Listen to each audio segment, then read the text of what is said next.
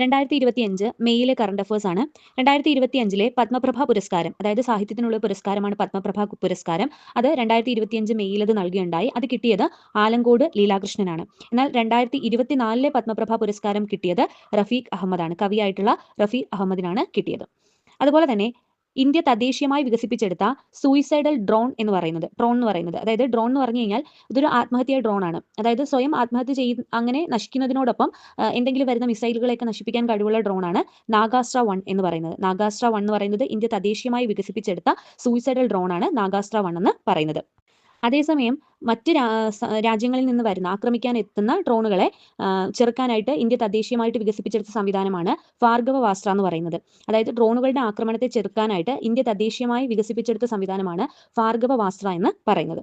2025 May മാസത്തിൽ കൊച്ചിക്ക് അടുത്ത് വെച്ച് നടന്ന ഒരു അപകടമുണ്ട്. അതായത് ഒരു കപ്പൽ അപകടമാണ് നടന്നത്. അപ്പോൾ അതിന് നടന്ന കപ്പൽ എന്ന് പറയുന്നത് MSC എൽസ 3, ഒരു ലൈബീരിയൻ ചരക്ക് കപ്പലിലാണ് ഈ പറയുന്ന അപകടം നടന്നത്. MSC എൽസ 3 എന്ന് പറയുന്നതാണ് കപ്പൽ.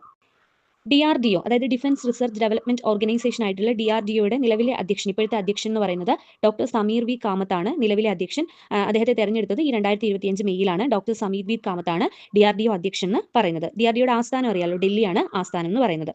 ഇനി അതുപോലെ തന്നെ കേന്ദ്ര വനിതാ കമ്മീഷന്റെ ഒരു സംരംഭമുണ്ട്. അതായത് ഇന്ത്യയിലെ വനിതകളെ ഡിജിറ്റൽ രംഗത്തും അതുപോലെ തന്നെ AI സാങ്കേതിക വിദ്യയുടെ രംഗത്തും ഉള്ള അവബോധം വർദ്ധിപ്പിക്കുക. അതായത് ഡിജിറ്റൽ പരമായിട്ടുള്ള അവബോധം വർദ്ധിപ്പിക്കുക. അതുപോലെ AI സാങ്കേതിക വിദ്യ എങ്ങനെയാണ് സ്ത്രീകൾ ഉപയോഗിക്കേണ്ടത്, അതിന് സ്ത്രീകൾക്ക് വേണ്ടിയിട്ട് ഒരു അവബോധം നൽകുക. അതിന് വേണ്ടിയിട്ട് കേന്ദ്ര വനിതാ കമ്മീഷന്റെ ഒരു സംരംഭമാണ് യശോദ AI എന്ന് പറയുന്ന സംവിധാനം. യശോദ AI, അത് കേന്ദ്ര വനിതാ കമ്മീഷന്റെ ഒരു സംരംഭമാണ് യശോദ AI എന്ന് പറയുന്ന സംരംഭം.